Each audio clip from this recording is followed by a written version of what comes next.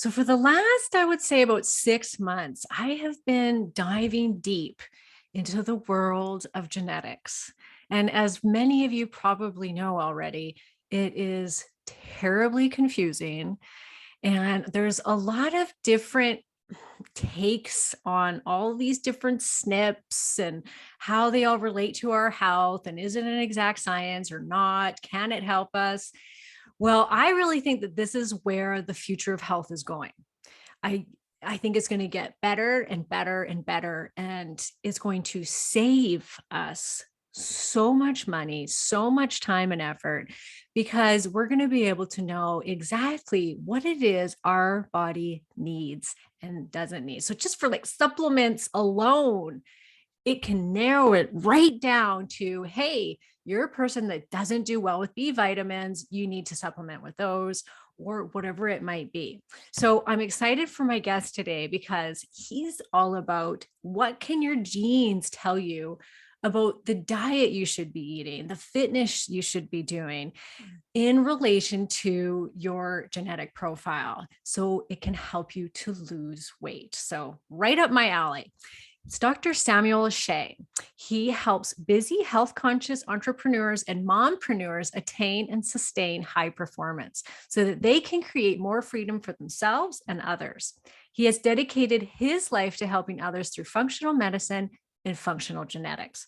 Dr. Shay has recently authored a new ebook, which I just read, on genetics, where you can learn the different types of genetics-based weight gain, how to future-proof your brain, food triggers, how to genetically determine your optimal carb tolerance, vitamin D absorption, and immunity support. You can find him at drsamshay.com, and I'll link to that in the show notes. So welcome to the show, Dr. Sam. Thank you so much, Karen. I really appreciate being here. I really love talking about genetics. It's a huge shift in my life and a huge shift in my clients' lives as well. And it's been a missing piece to natural and functional medicine for a while. And what's happened is that in the past, genetics was treated very much like, like germ theory, like one germ, one disease. And so initially it's like one gene, one disease, or one gene, one issue. And what we're learning as genetics continues to develop and develop and develop, there's actually a synergy and overlap and interplay between multiple different genes that create a much more complex and realistic picture. And it's as genetics and epigenetics, they interplay off of each other. They interweave. And the good news is that we're not going to fixate on a singular gene, like say an inflammation, but we're going to look at the entire inflammatory pathway and see, okay, is there not a problem with this particular inflammatory gene, but is there a problem with inflammation as such?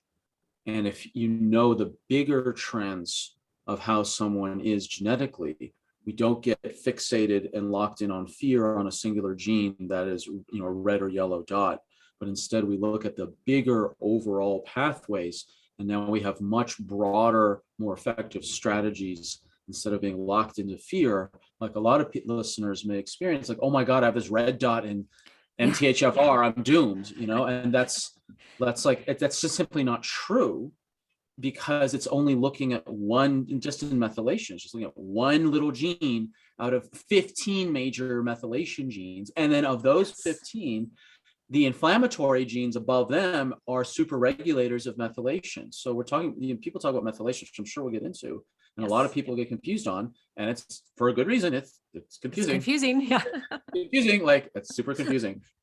The reality is that methylation is, in terms of influence, downstream from the major inflammatory genes. So it's not all gene, like when people get these genetics reports, they think everything is equally important and prioritized, and I have to do 300 things, I have to do 300 health tips, and it's overwhelming and it's frustrating, and ultimately it's disempowering because of the overwhelm. And the reality is that genetics can be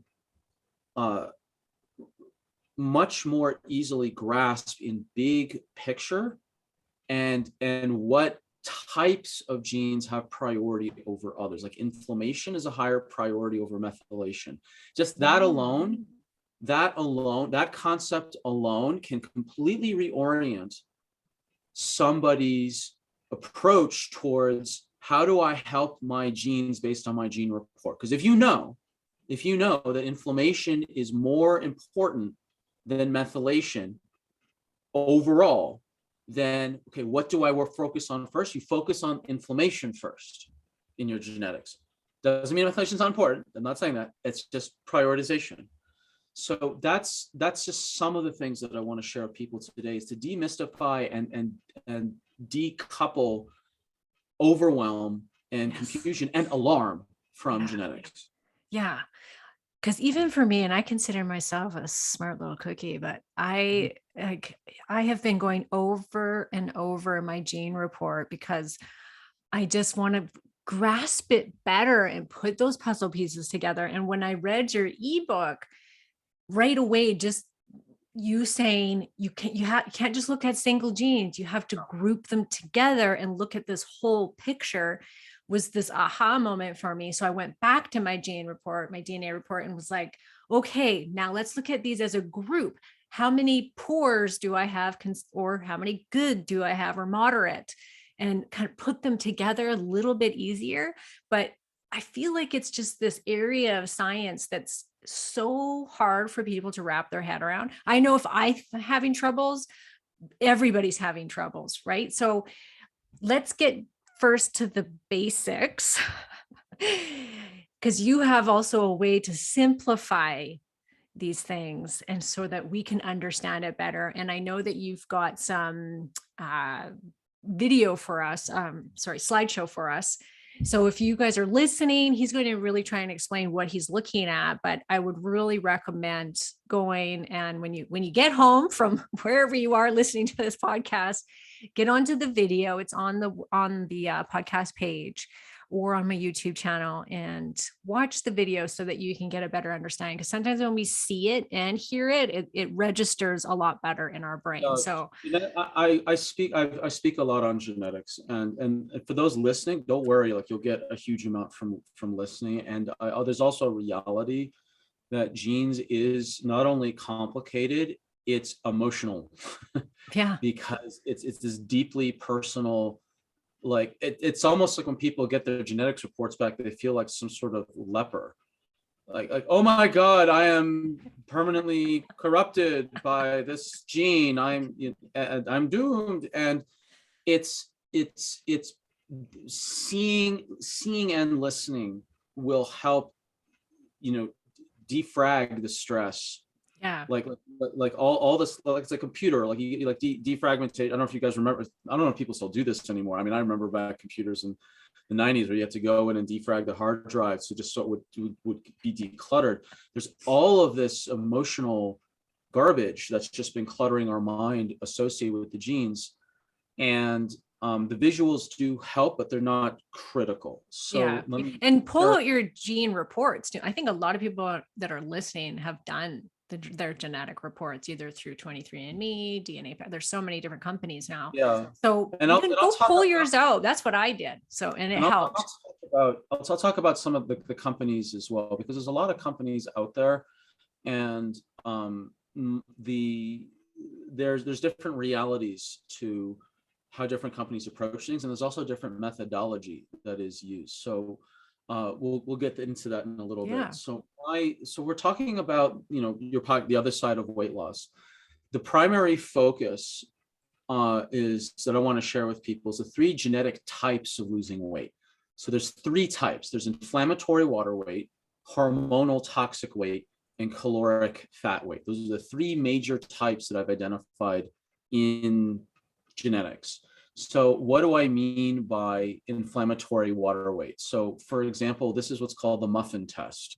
So for listeners, a lot of people say like, oh, I'm overweight, it must be too many calories and not enough exercise. Well, funny story, I was invited to speak at some a genetics conference more than once on, quote, exercise-induced obesity.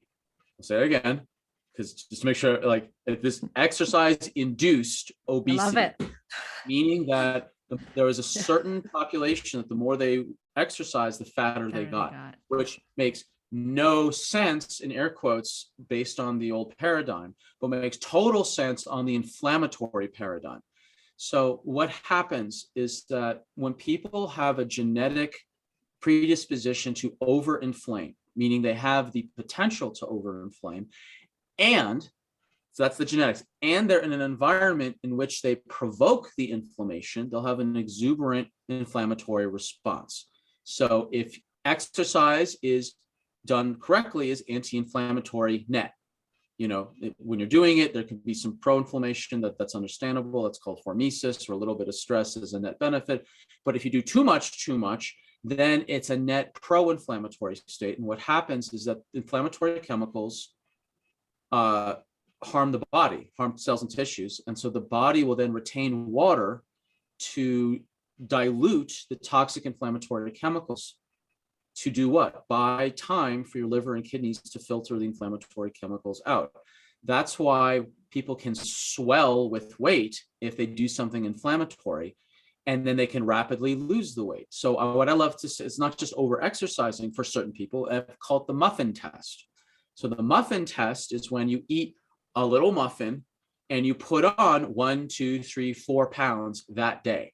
Now, unless that muffin was last year's regifted Christmas fruitcake, it didn't weigh 4 pounds, right?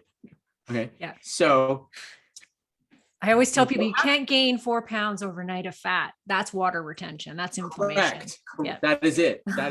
Water retention.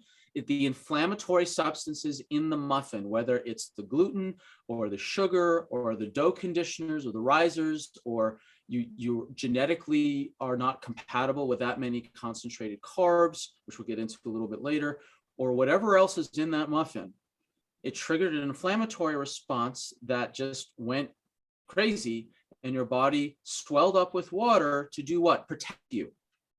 To protect you from the damage from those inflammatory chemicals.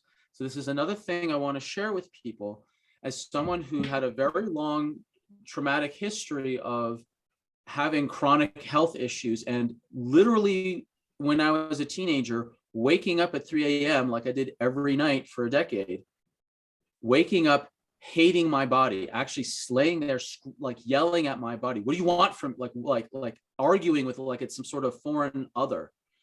And what I didn't know at the time was that the lifestyle I was put into by, the circumstances that I was in, my body was dealing with so much blood sugar dysregulation and stress and liver toxicity from a terrible diet, from high stress, from all sorts of emotional and physical issues at school, and the severe insomnia and the coffee addiction I had since I was 6 years old, just to stay awake because I was so exhausted from the insomnia.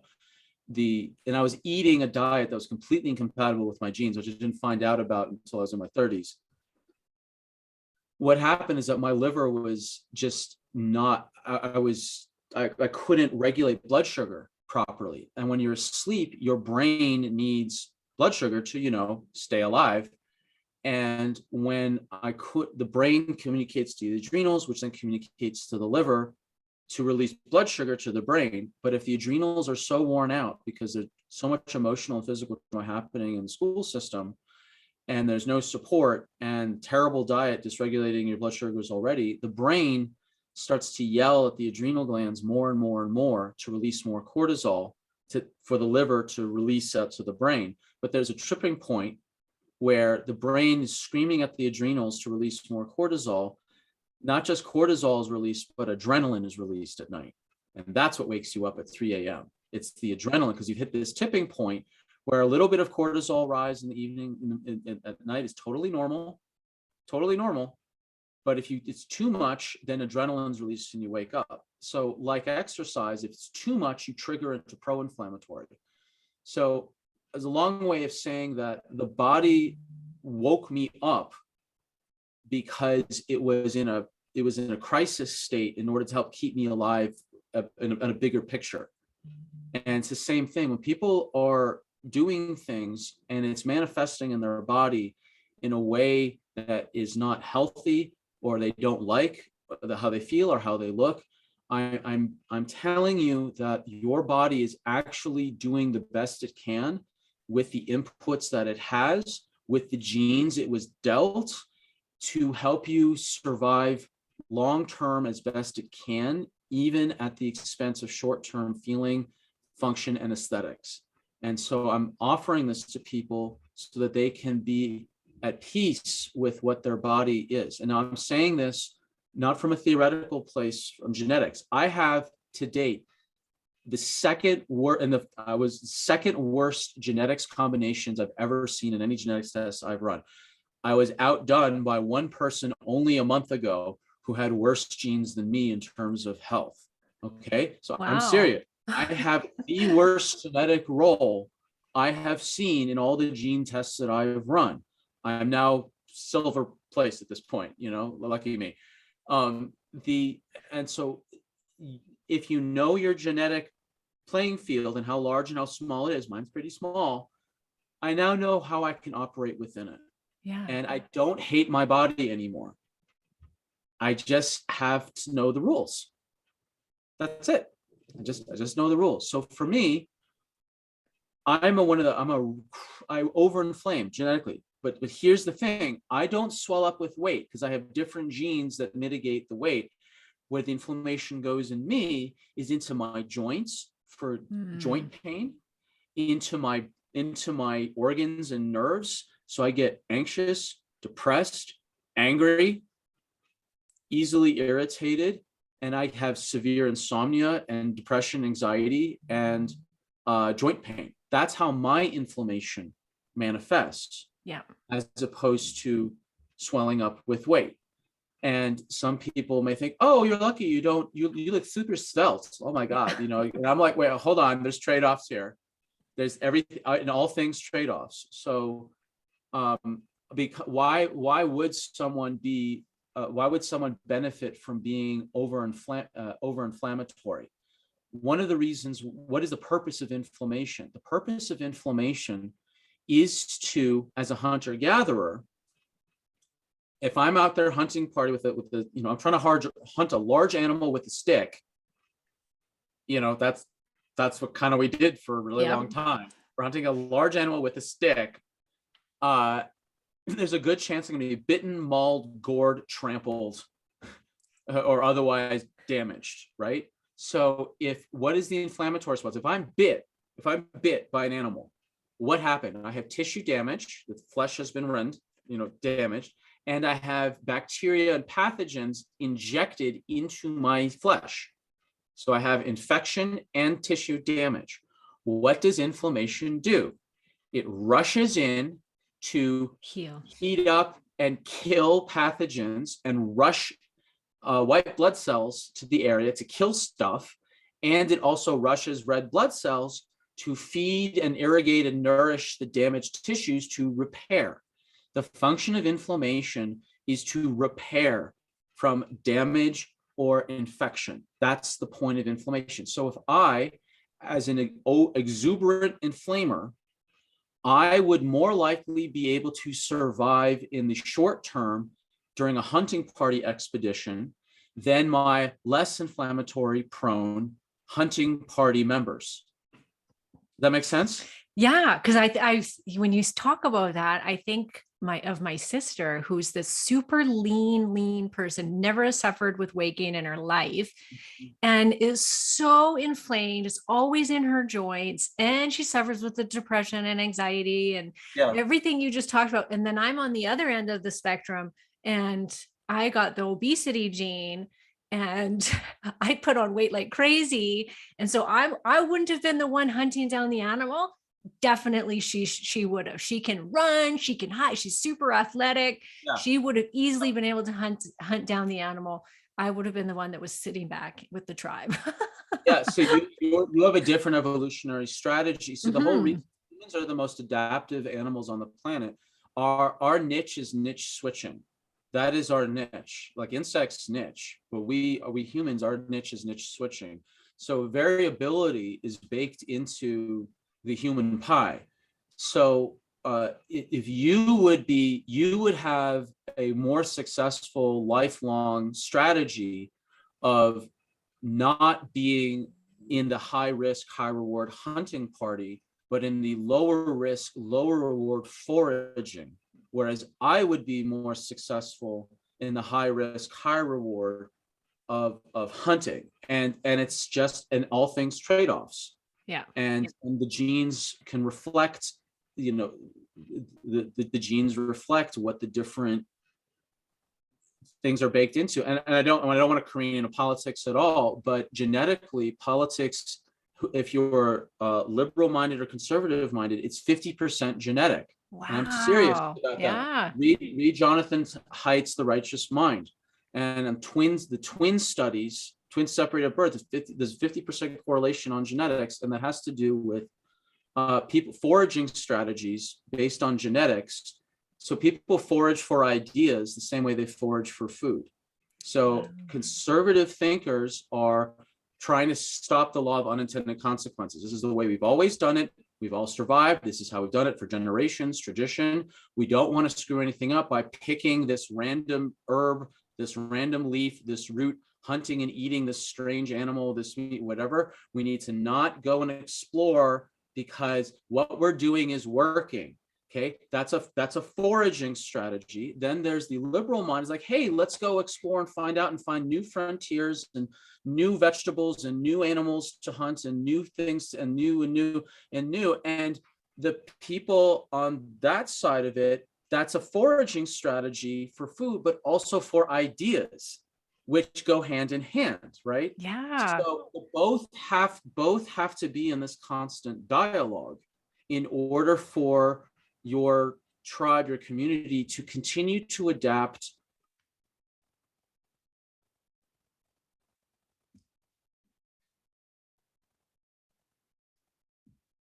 then being on the conservative end of the spectrum is the better strategy because things are working and they're working, stay that way. But if your environment is changing, then a more exploratory mindset and foraging strategy is more appropriate because if you stay here, if you stay in a conservative space, then the environment may shift too much that you won't be able to adapt. So this is where we're seeing genetics is actually feeding through into all sorts of things, and they're actually just foraging strategies. And like the muffin, like what we just described about, is just another manifestation of that. So for people listening, the inflammatory water weight, that is you overinflame and your body retains water. The second paradigm is hormonal toxic weight.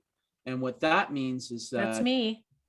if your detox genes are not detoxing, they're hampered and they're not able to you can't let go of hormones quick enough. Now, why is that like inflammation? Why is that adaptive in certain places and why is it not? Well, if you are in my opinion is because I think things through an evolutionary lens. Me too. If you are in if you're in an environment where you don't have a lot of calories and fat available to you, and hormones are precious, you don't want to let go of precious sex hormones that you could barely cobble together because you're in a chronic, iterative famine feed situation.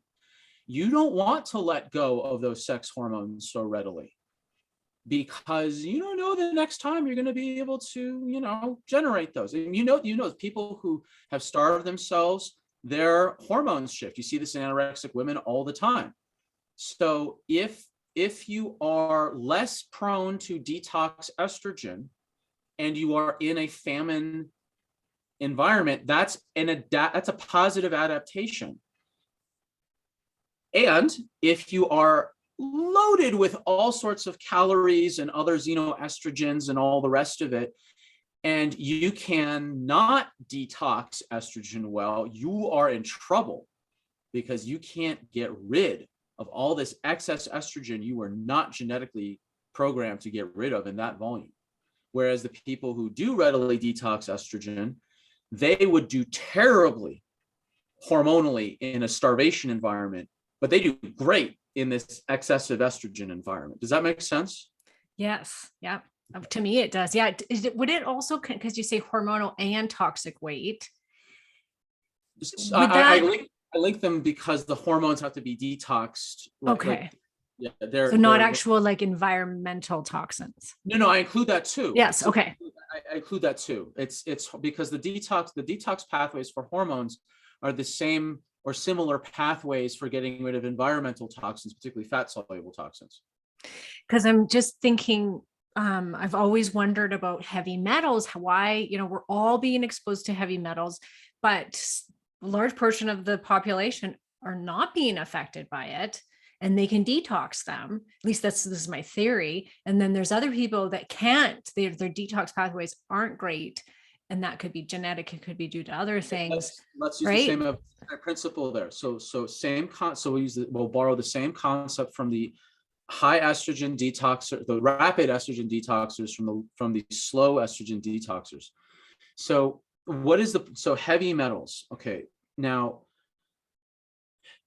to understand the significance of heavy metals and their effects on the body, you have to understand enzymes. So enzymes are the little fancy things that make all the processes in your body work. They speed things up by orders of multiple magnitudes. I think what was the enzyme? I used to know it. Right, it was the For what? I might know. It was like 10 to the negative 13th of a second. Oh, it's okay. I don't know that. it was oh God, I used to know this. Oh, what was it? It's a tagging. It'll come back to me at 2 a.m. Okay, whatever. Yeah. but you just like to make things happen in the body, you turn over things so fast. You need enzymes to make everything work, to make energy, to every process is pretty Convert much hormones. convert hormones. It's all enzymes. Okay, but enzymes are like this complex protein structure, but inside each enzyme is a mineral microchip. That's what iron is at the center of heme. Zinc is involved with about 300 enzymes. Magnesium is about 600, I believe. I may have those reversed. Maybe one is 600. Doesn't matter. It's a lot. But magnesium is at the core of some. Zinc is at the core of some, and then all these other minerals are a B12 involves cobalt. Like you need cobalt for B12. That's why it's cobalamin. It's because there's cobalt is written into the name of B12. So a super nerd alert. If your I love listeners it. are really interested, as if they need another alert, as if it wasn't obvious, go onto Google Images and look up the structure of B12. It will blow your Okay. It'll blow your mind. Look up the three-dimensional structure of B12, and it is jaw-dropping how enormous and complex this thing is. Okay. So you need this mineral microchip to run the enzyme machine. All right. Now, here's the analogy. If you have this machinery that needs a microchip, but you're out of microchips, so like there's a mineral deficiency, the body will shoehorn in a crummy microchip that's partially functional to get the machine to kind of work, sort of. Okay. So the heavy metals are the crummy substitute for the microchip that you want. Instead of zinc, you get like arsenic or whatever bivalent, heavy metal would replace a bivalent zinc. I'm getting a bit nerdy again, but like it's a 2+ on the zinc or whatever. So like you have certain heavy metals that displace zinc or displace magnesium or whatever it's going to be. So my theory, again, from an evolutionary lens, is that people who can readily detox minerals, they are more genetically suited to be in an environment where there's an overabundance of beneficial minerals and or toxic heavy metals, But if you're in an environment where there's not, I mean, look at iodine, like people develop, cretinism, like you go farther away from the seashore, you're at risk. So you don't want to detox your iodine if you can help it, like you don't want to get rid of it, you want to hold on to that thing. So it's the same thing. If you're in a mineral poor environment genetically, you don't necessarily want to detox minerals as rapidly as you could, akin to if you're in a calorie poor, fat poor environment, you don't want to detox your sex hormones that readily because you don't have that much to spare. Yeah. So that's how the meta message behind all of this is, one, people have variation and we have to learn what our variations are so we can adapt our lifestyle. The other is we don't have to be angry at the body anymore. We don't have to be angry at it. We were given a set of genes that was adapted to the reality of humans being niche switchers. You can have a sibling that has a different expression of genes to you because it's baked into the human evolutionary pie. It's supposed to be that way. It's supposed to be different. And, we also have these cultural influences on us as well. Fiddler on the Roof, the famous song, If I Were a Rich Man, the line is written into it. This is like, what was it, like 1800s Russia where the thing was set. If I were a rich man, I'd have a fat wife. That's literally a line in the play, in the song. If I were a rich man, I'd have a fat wife, because back then weight was a marker of success, of wealth. And you see the cultural tide has shifted dramatically, where now these different genetic expressions based on caloric intake and access and all the rest of it have now flipped. Mm-hmm. So I wouldn't, again, the invitation is people not to be hard on their body, because everyone's been given a different set of dice, myself included. And so we just need to learn, okay, how can we stack the odds in our favor given the dice we've been given? Great. So cool. Where would you like to go next? I'm like hanging on every word, Tam. Okay, so we're at one last thing. inflammatory, or you can kind of just explain a little bit more of the hormonal toxic weight. Like, what would that look like in somebody? So what that would look like with hormonal toxic weight. So when someone is, here's a common example. The people they have a layer of caloric fat weight, and they exercise, and then they hit this like fat plateau where they just can't get rid of it. Yeah. Or they've decreased their inflammatory weight and they just can't, they've hit this plateau, like they've dropped all this weight, they've done, and then they just kind of stopped. That can be a layering where now you've got this hormonal toxic layer of fat where, so your fat cells are the dirty closets of the body. Your fat cells are the dirty closets of the body, where, oh, we've got toxic chemicals, we've got toxic metals, we've got all this other stuff. We're just going to shove it into the fat cells because we can't deal with it right now. We're going to shove it into this closet and we're just going to close it off, duct tape it over, put hazard signs on it, and just not open it until we are in the space. We have the physical space and the resources to actually open up the closet, clean it out. There's going to be dust and crap everywhere, and be able to sort through it and clean it out. It's going to be messy when we do it. So I'll give you an example. When I went to, when I was in graduate school, I had a colleague of mine in school who was a former airline pilot. All right. So over 20 years, he got terribly ill at one point in the second half of his schooling, where he lost so much weight really rapidly, like so much weight. And he lost his short-term memory. He couldn't even remember his phone number, and he would get lost on the way home from school. Wow. Okay. What happened? All those toxic chemicals that have been from being in the airline industry, and there's all the fuel, the lead. There's so much lead. Whatever, all of the things that they're exposed to was stored in his fat cells. And then suddenly all of the fat was released along with all of its toxic contents, and it went straight into what is the organ that is like the highest concentration of fat. If you got fat soluble things, you've got fat on your body and you release a bunch of fat soluble toxins and heavy metals. Out of your liver. The brain. The brain. Brain. The brain is very fatty. But our fat in and of itself is an organ too. So. Correct. But I guess the brain. Question I asked. It wasn't. I could have asked it better. But it's like the big like your brain is basically like, I think it's like 60% fat. Wow. If you count all the miles, it's like some enormous constitution of fat. So it went to his brain and screwed him up. Okay, so the fat cells are trying to keep all the toxic stuff from circulating and getting into its most important organ, which is its brain.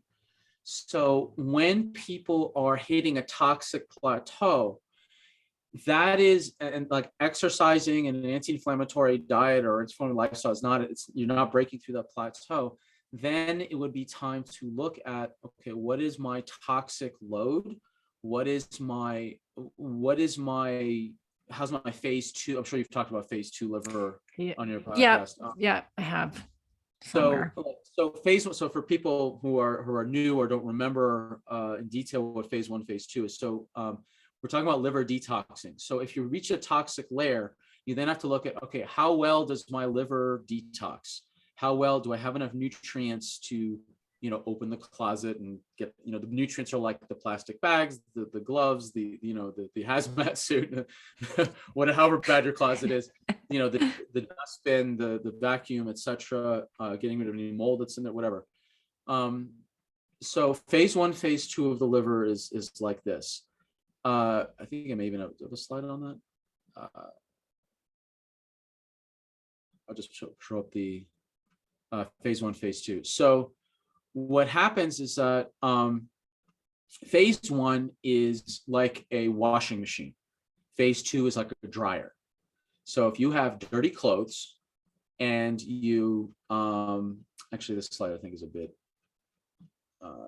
distracting. So I'll just verbally explain that. So if you have a toxin in your body, like say benzene, it's just 6 carbons all connected in a circle, like a snake eating its tail. That benzene is toxic to you. It's dangerous. So how the body gets exposed to it, it goes to the liver, and it has to, like your body, it's dirty, like your shirt's dirty, so you have to wash it. So it goes through phase 1 where you attach a very radical oxygen molecule to it. Now, that benzene oxide radical is 100 times more dangerous in that highly reactive state, because it's got to go into phase 2, the dryer, to then have a giant molecule tacked onto it to now make it be water soluble to be removed from the body. So the analogy of the washer dryer is that if you wash a whole bunch of clothes that were dirty, but then you never dry them, the clothing's rot and mold, and it's worse than if you never washed them at all. So can you also explain it like, so phase 1 is getting the toxins to come out, and then phase 2 is making them water soluble so you can then get rid of them. And if you don't have that phase 2, they'll be reabsorbed and even more toxic. Could that be explained like that? To simplify it down further.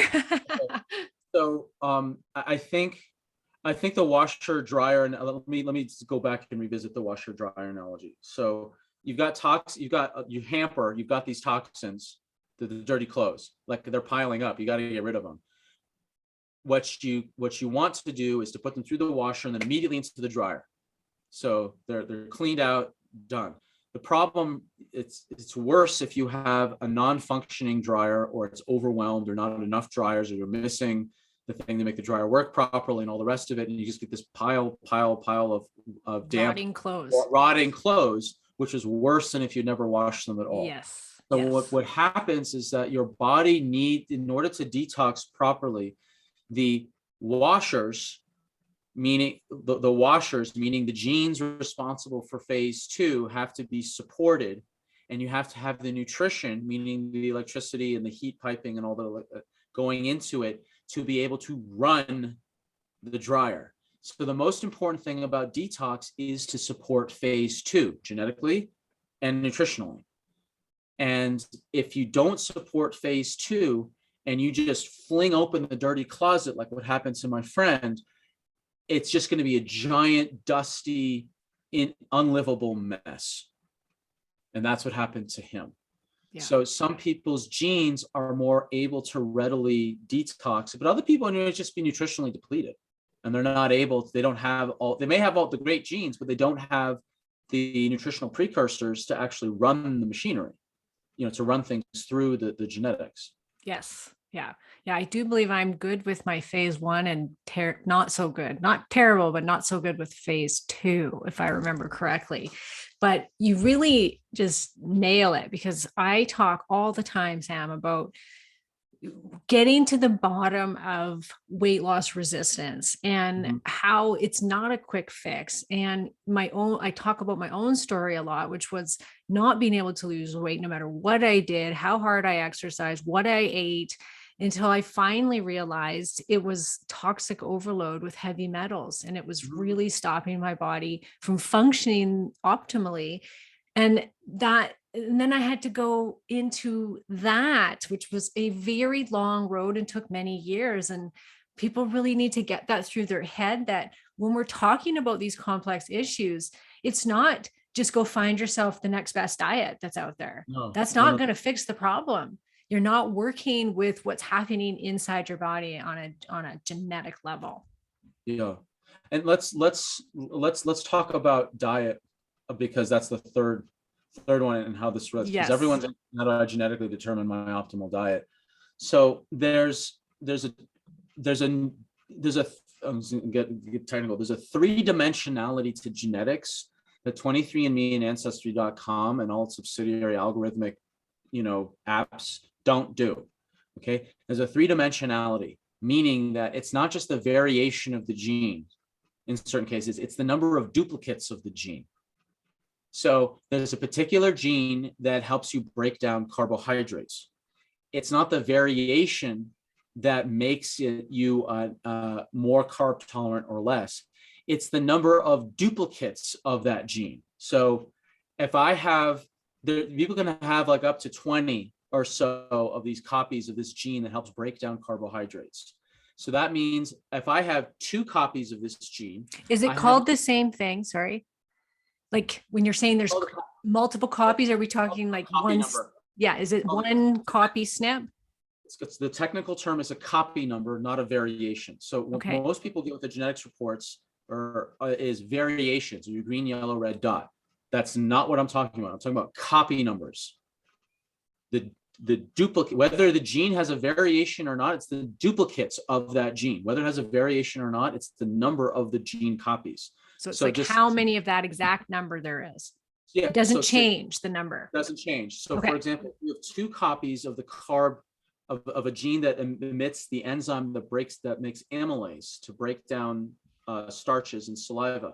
If you have 2 copies, that means you have 2 carb cutting enzyme cannons shooting out this enzyme to break down per unit of saliva to break down carbs. But if you have 20 copies, you now have 20 cannons shooting the 20x the enzyme in the same unit of saliva. So someone can have 10 times as much carb cutting capacity versus someone else, or 20 times. Someone's a 1 versus a 20. So this is really, really significant, because you can now genetically determine, are you genetically predisposed to being keto, paleo, Mediterranean, or high carb? I will use me as an example. I had the most Portlandia diet ever. I knew the names of the farmers, the chickens, the quinoa was picked by left-handed monks on the harvest moon, and all this, whatever. It was not a quality issue. I had perfect quality Mediterranean diet, perfect. And I was still having really bad indigestion, digestive problems. That would, well, mine on the inflammation would also, my digestive problems would melt paint, kill flies, and empty yoga classes. That's my drift. So, Got it. I'm lecturing internationally on nutrition. I'm up there like farting on stage, and I feel Right. like, but I know my diet quality is perfect. Like I know. Yes. Yeah. And then I run my genetic tests, and I have the second lowest carb tolerance you can have. I have the carb tolerance of someone like the Inuit, for example, like that really, really low carb tolerance.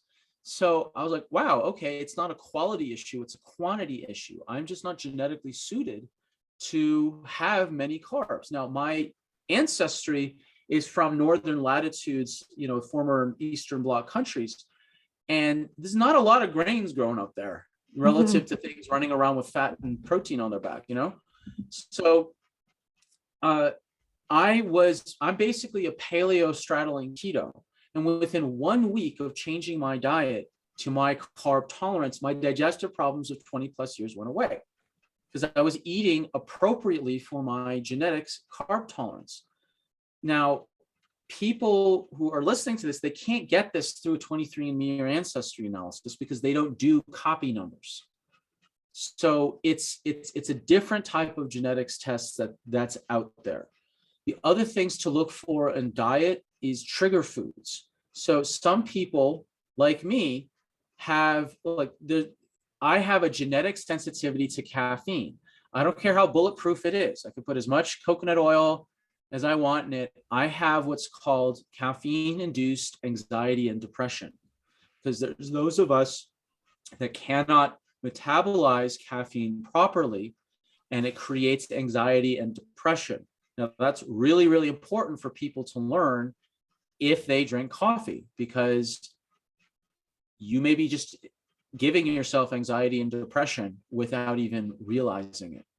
Additionally, now there's other things to find out from trigger foods, like are you genetically susceptible to celiac, therefore you have to be gluten-free? Are you genetically unable to process lactose? What's your genetic predisposition to alcohol metabolism? Strangely enough, people who can metabolize alcohol really well, meaning they don't get like that flushing or feeling ill, people who can metabolize alcohol really well are more prone to alcoholism than those of us who struggle with feeling ill after alcohol, because you don't feel terrible after having alcohol, so you just keep pounding away. See, I had apparently I have amazing genes to process caffeine and alcohol, which were the only two that I felt were so wrong with my entire DNA report, because I can't drink more than a cup of coffee or else I can't sleep. I cannot process alcohol. I would vomit all day long when I would drink alcohol. And I've been sober for, 14 years now because of it, because I could not tolerate it. And my genes told me that I process it's just like 100%. And I'm like, no. There's two things going on. And I see this mistake happen a lot when people analyze genetics. For example, the B12 genes, like, oh, I processed them great, so why is my B12 low? Or you have a red dot in your B12 genes, why is my B12 so perfect?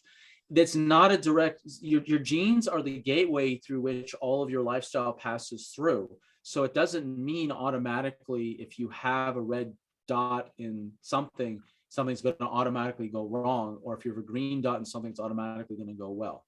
So there's two things to that. One is that your nutritional stores and how the nutritional constituents that you need to metabolize caffeine and alcohol, though your genes, like the genes is they're like the dryer. Like the dryer is there, but if you don't have the electricity hooked up and the air vent set up, or the lint is clogged, it doesn't matter how nice and shiny your dryer is, it's going to be not working correctly because of all the environmental, historical, in your lifetime, and nutritional components can't use the gene end product. The lint is clogged or whatever. That's an epigenetic thing. You got to deal with that. But the gene, the structure of the washing machine is fine. The second thing that could be going on is that your genes were analyzed incorrectly. And if people read the fine print of 23andMe in Ancestry, it says it guarantees up to 95% accuracy, which means 1 in 20 genes are wrong in terms of what it says. Now, that's pretty high. Yeah. That's pretty high, particularly if you have the mindset of one gene causes one disease. And if you get this one gene that's off, then you're like, oh my God, I have a red in MTHFR, I'm doomed. And maybe it wasn't red, because there's a 1 in 20 chance that it wasn't. Right. You know, That was funny because actually the lady that did my report, said she came back after she gave it to me a week later. She came back and said, we're actually going to change your ApoE4 to being more negative than it was. And I thought, oh, okay. And she said, yeah, at first we had it as moderate, I think. And then she said it's severe, like it's bad. So yeah. I don't know. That's, but that makes me wonder that, but I don't know. That's what I'm saying. So it's be very careful about what labs you choose to go with. Yeah. And like, I'm super picky about the labs that I use. And like, I've been to the lab in Australia, and I've seen how it works and how they get to 99% plus accuracy. Mm-hmm. And it's pretty, but I'm not allowed to describe the mechanism because mm-hmm. I mean not to, but those would be the two reasons why. Yeah. The genetics says one thing and you're experiencing another. It's either epigenetic or the genetics was interpreted incorrectly. Okay. We don't have much time left, do we? So I do have a question though about diets, just out of curiosity, when it comes to seeing, like, I remember mine was just spot on what I had already discovered about what I needed as far as a diet went, which was high protein. I did okay with carbs, and I couldn't do really high fat. Like when I went on a ketogenic diet, I gained weight and my thyroid dropped bad. In 1 month, my T3 went down. So it was not the diet for me, but paleo is definitely more my kind of diet. But how often do you see, because you do a lot of these, how often do you see kind of North Americans that have a genetic profile that would say that they should maybe be more on the vegan side? So the test doesn't show if you're vegan or non-vegan. It talks about carbs. Just carbs in general. So about carbs. Now there is a skew that it's easier to be non-vegan if you're on the lower carb end of the spectrum, and it is harder to it's harder to be vegan if you're a low carb tolerance. It's harder. I didn't say it's impossible. It's just much harder. Yeah. I have very strong opinions about veganism, to which we do not have time to go into. But from an evolutionary standpoint, that's not right. From an evolutionary standpoint, there's never been a vegan on the planet, and here's why: insects. Like I've been to India, and when I picked up a cabbage, what came along for the ride? Slugs, their larvae, the eggs, the residues. Like, you're getting animal-based residues in small, even if you're just eating vegetables as a hunter-gatherer with no pesticides, you're still getting insect residues in micro dosing consistently every time you eat something. And so you're getting some animal something, and it's not, veganism has never technically existed until pesticides. And it hasn't existed. So I think it can be useful. And look, I know people who were vegan, the wife of the guy the ex-wife of the guy who did Super Size Me, Jama, oh my God, I can't remember. Yeah, but I saw the show, but yeah, Jamison, I think is her last name. But she was like this international vegan cookbook instructor for 10 years, and she got sicker and sicker and sicker, and then went public about how she's not vegan anymore, and got absolutely raked over the coals for not being by her vegan followers, but she was getting sicker and sicker and sicker. And I've had multiple instructors in the vegan community I know personally that are no longer vegan. And here's why. Here's a really easy way to understand it without it sounding judgy and explaining all the things. So imagine there's three columns. There's a toxic load column, there's a vegetable-based column, and there's a vegetable-based nutrient column, and there's an animal-based nutrient column. So if someone is, so if someone has low vegetable nutrition and a high toxic load and a good reserve of animal nutrients, and they switch to real veganism, not, Taco Bellitarianism or cookie-tarianism, but like lots of vegetables and really high quality organic vegetables, fruits, beans, rice, etc., nuts. What happens is that their toxic levels go down, their vegetable nutrients go way up, but their animal-based nutrient stores slowly go down over 2 to 5 years. Yeah. So there's this 2 to 5 year honeymoon period for vegan converts where they can feel amazing and and lose all weight these health and all these great things. And within that 2 to 5 year window, over time, eventually your animal nutrients get depleted and you now start to have really bad things go wrong. But by that time, you've annoyed everyone else in your life who's not vegan, and you're starting to sell cashews and coconut oil, and you've changed your social group, and you're just always that person talking about vegan. Like, it looks like someone who just figured out jujitsu, they won't shut up. It's the same thing with veganism. By that time, you've alienated your friends and family and other social circles. And so there's a sunk cost fallacy that you can't change from veganism because you're now enmeshed in a new group of people, a new view on the environment, a new view on your whole life. Everything has changed. So you are stuck in the sunk cost. And which can really be any diet, because I've seen people that have followed keto where it stops working, and of course, and then I hold tight to it. It's like religion. I know, and I can rail on keto people. Just look, I had a talk once. Which I gave to 400 people at a festival, and half of them identified as vegans. The talk was called "Ending the Food War: Finding Peace and Common Ground Between Paleos and Vegans." That was a 2-hour talk on finding peace and common ground with them. So I'm not just pooping on vegans. There's plenty of criticisms I have for keto and all the other stuff as well. So that explains. So if that can explain the 2 to 5 year honeymoon period. And there's some people, like for me, I tried veganism and I like wasted away because my metabolism is like a bumblebee. I burn so fast. Veganism was totally the wrong thing for me. And I'm a super low carb person. So it was not the right fit for me from a macronutrient ratio, or rather be super hard for me to pull that off.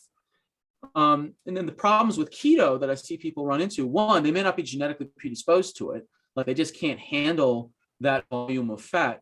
Number two, they may have other metabolic issues going on, like their carnitine shuttle is broken. They can't shuttle fat into their mitochondria. And people like B2 and carnitine, the one people don't remember is glycine to help that carnitine shuttle.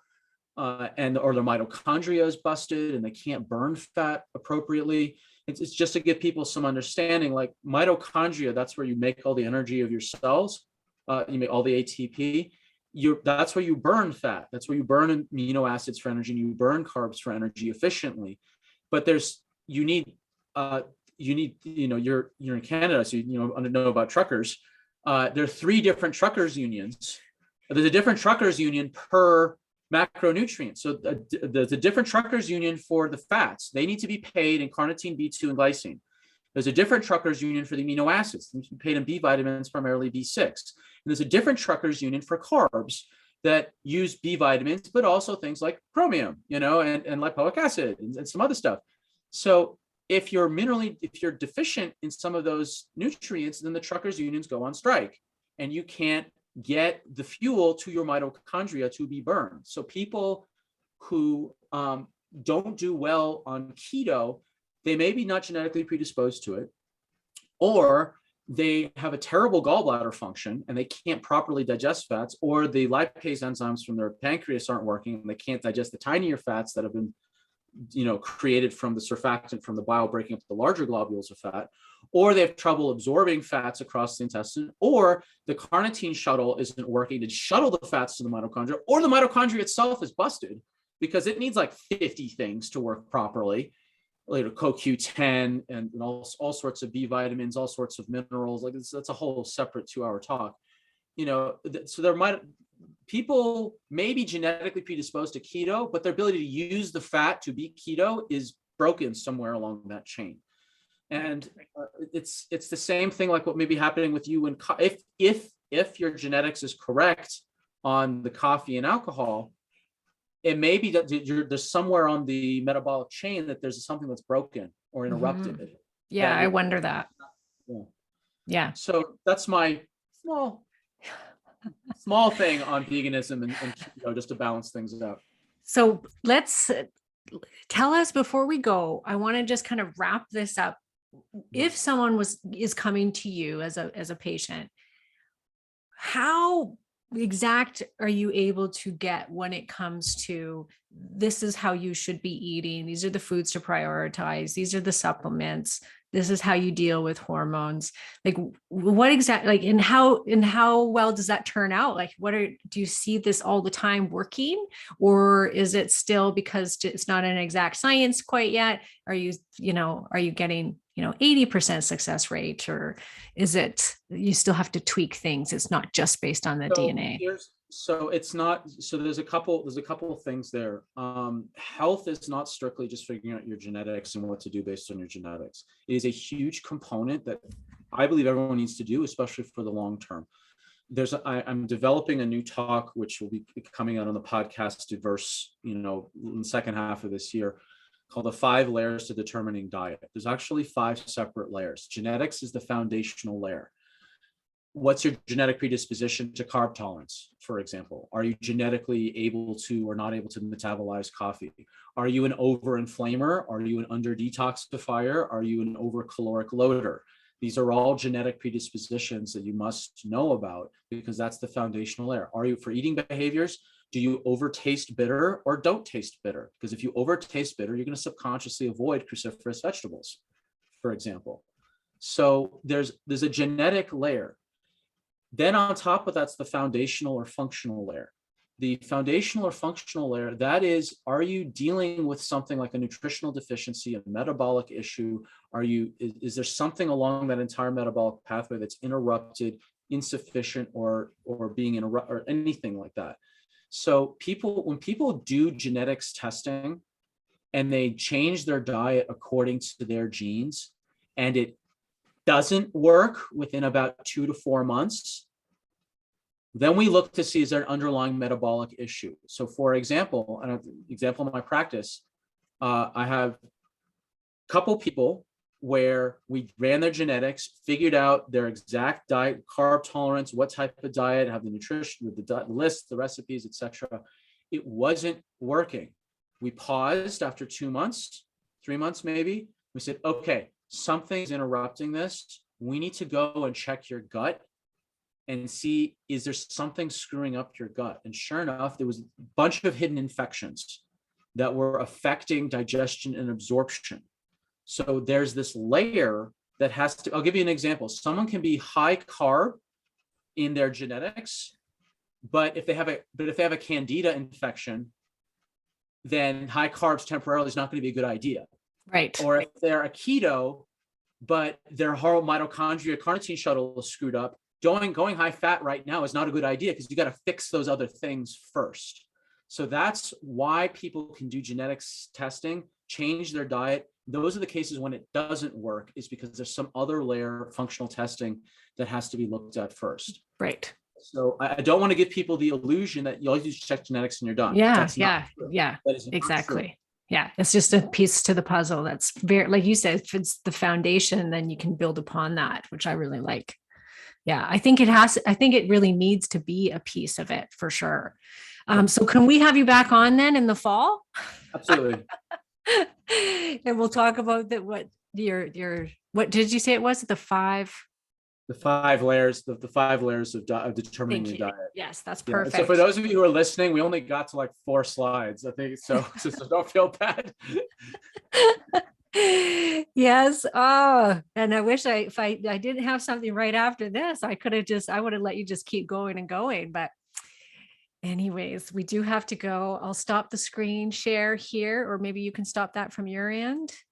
Okay, I'll stop that. Yeah. Okay, perfect. All right. Okay, well, I was hanging on every word. I feel like we just scratched the surface, Sam.